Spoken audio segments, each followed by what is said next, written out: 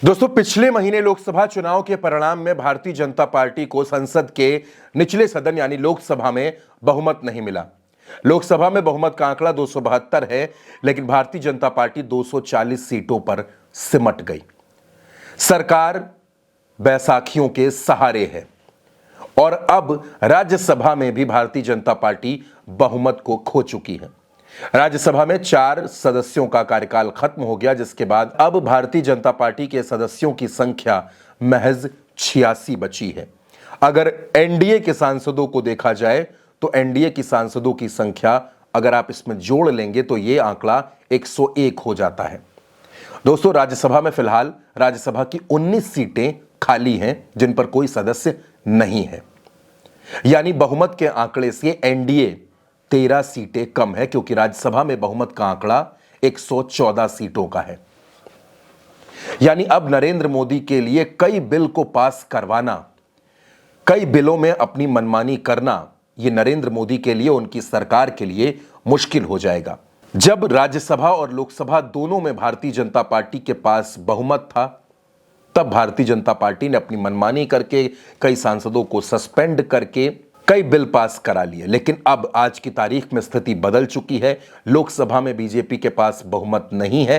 हालांकि एनडीए के सहयोगी दलों को जोड़कर वो बहुमत एनडीए के पास दिखता है, उनके पास है, लेकिन राज्यसभा में भारतीय जनता पार्टी के पास महज 86 सांसद हैं और एनडीए के पास 101, यानी यहां एनडीए भी बहुमत से काफी नीचे है।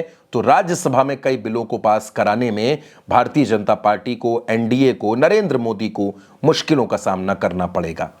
दोस्तों, इंडिया गठबंधन ने जिस तरह देश में चुनाव लड़ा, इंडिया गठबंधन ने जिस तरह अपनी संख्या को मजबूत किया, पिछली बार विपक्ष का जो नंबर था और इस बार विपक्ष का जो नंबर था, उसमें जमीन आसमान का फर्क है।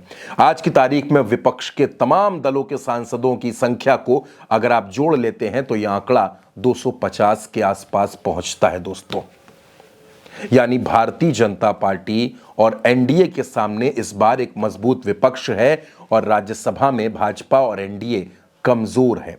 दोस्तों, अब जब सत्र शुरू होगा तो विपक्ष की मजबूत उपस्थिति भारतीय जनता पार्टी और एनडीए को परेशान करने के लिए काफी होगी। और दोस्तों, दावा तो यह भी किया जा रहा है कि राहुल गांधी ने इस बार अगले सत्र के लिए जो तैयारियां शुरू की हैं, यानी जो बजट सत्र आने वाला है, उसके लिए राहुल गांधी अभी से तैयारी कर रहे हैं।